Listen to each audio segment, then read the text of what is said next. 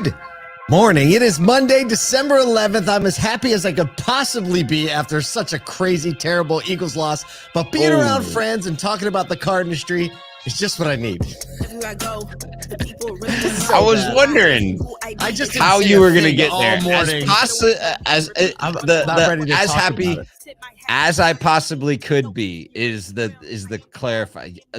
I have to. Okay, one thing. I apologize. I have to bring it up. I've been waiting for this all morning, so I'm running this morning, and I look over, and on CNN never runs sports news, but apparently this morning they felt the need to run the news, and it said Dallas bullies Philly in sweeping victory. That feels about right.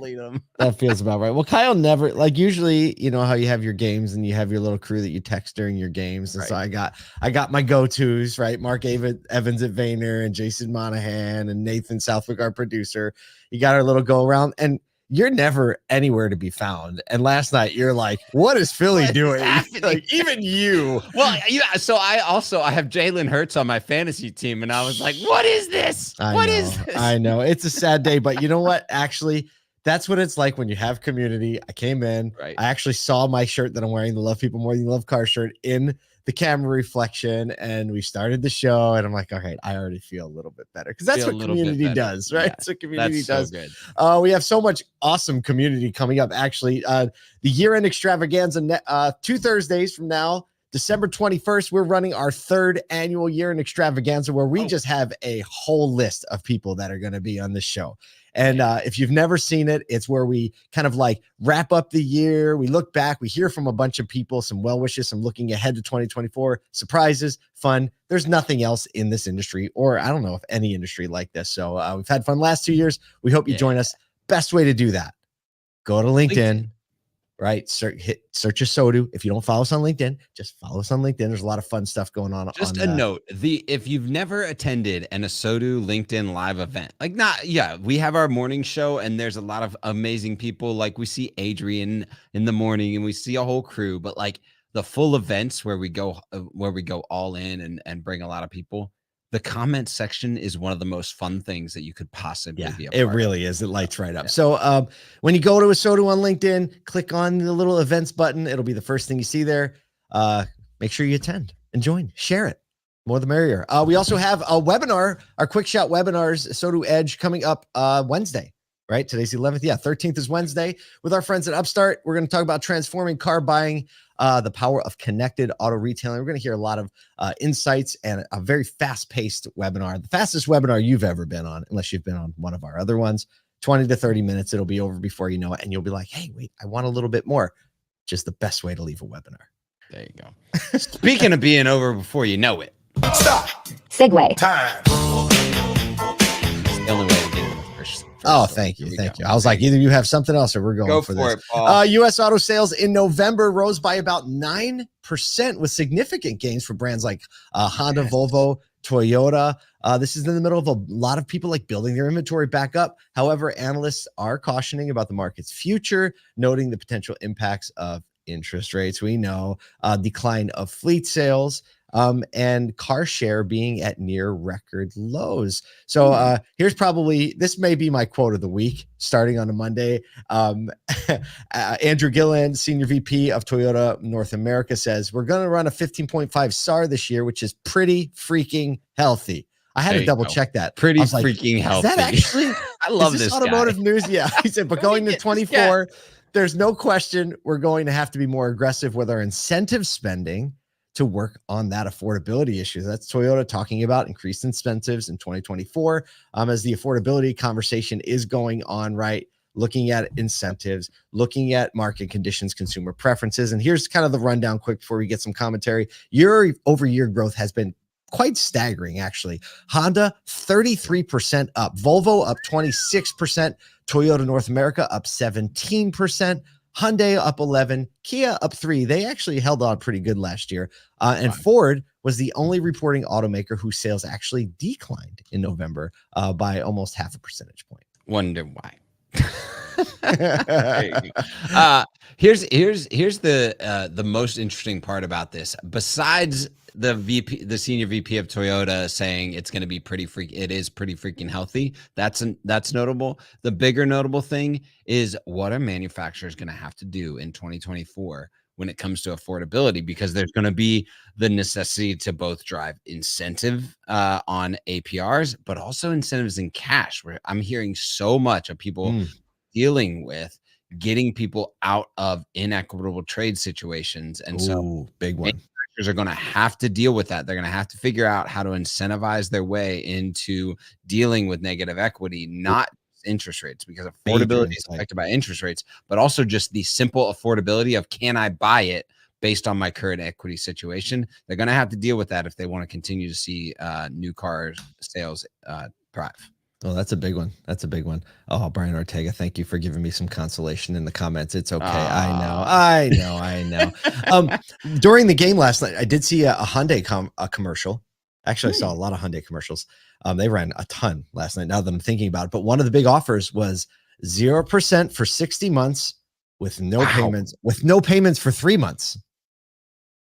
So 0% for 60. I mean, that's the equivalent of a few grand incentive. That's right.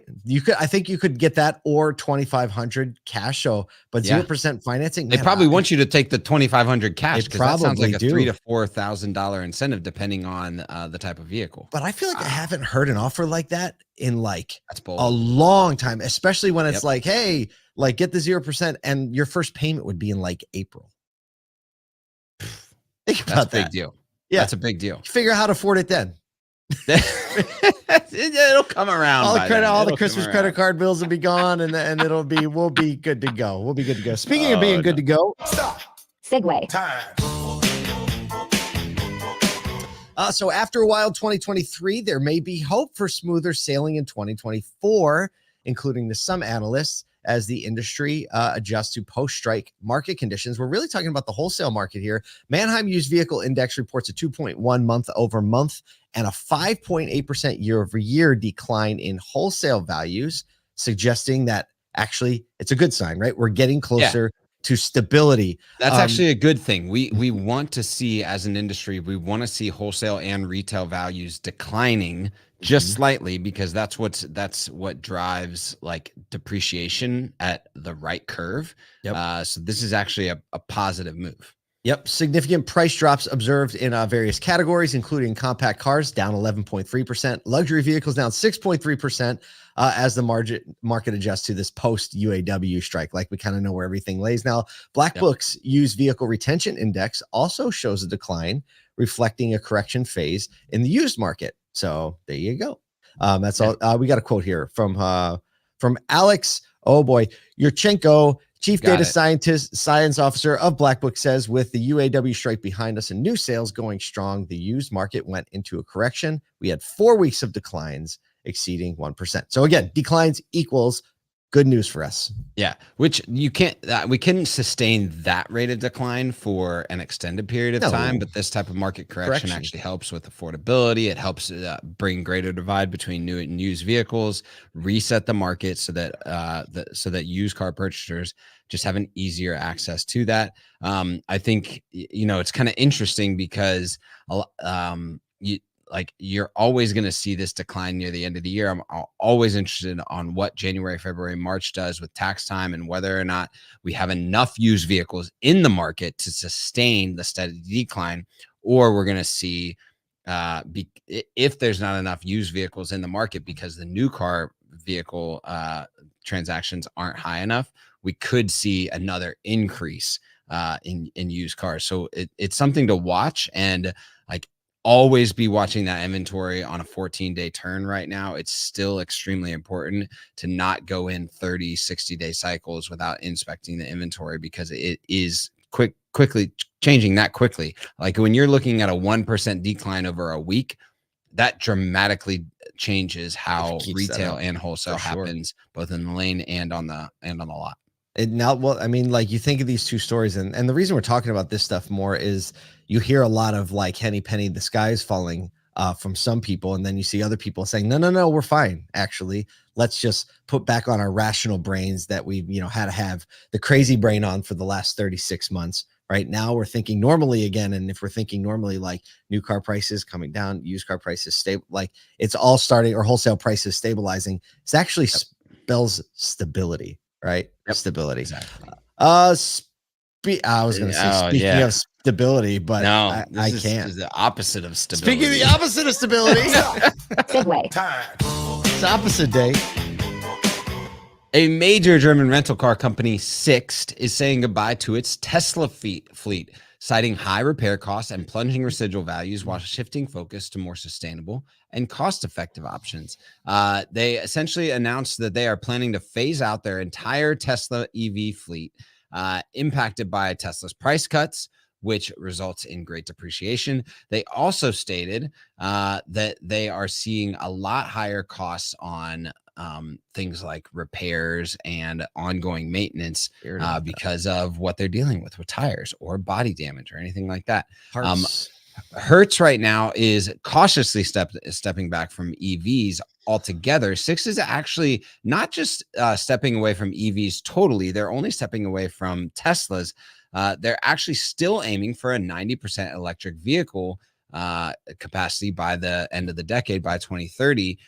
Their goal: purchase more from BYD. Here we go. Committed already to 100,000 BYD electric cars. So they got a new player in town. They do. And I mean, I wonder how the parts and repair thing is going to play out, but I think there's a lot more confidence going in that the BYD, first of all, pricing is going to be more stable. Pricing right off the bat. Yeah. I mean, when you think of stable and Elon Musk in the same sentence, right? But we know obviously he's not in there just swinging the axe. Actually, Tesla moves in a very measured way through their pricing corrections, we've learned. However, it makes a lot of sense. The German market, European market, leaning into EVs more and an accelerated rate anyway. And so to see like, hey, the EV and particularly with BYD, like absolutely BYD is winning that market. And so if they're primarily a German rental car company, the market is more prepared to rent that type of vehicle. Absolutely, without a doubt. And so it'll be interesting to see if this shift, like when BYD, if and when they come into the US market, like what that does here. But like, man, Tesla's fighting on all fronts right now. They're fighting on all fronts. Well, look, I know you are fighting on all fronts. We here at ASOTU are fighting on all fronts to do a few things: to love people more than we love cars, and to build a sustainable business that makes a lot of money, right? Those two go together. Have an awesome Monday.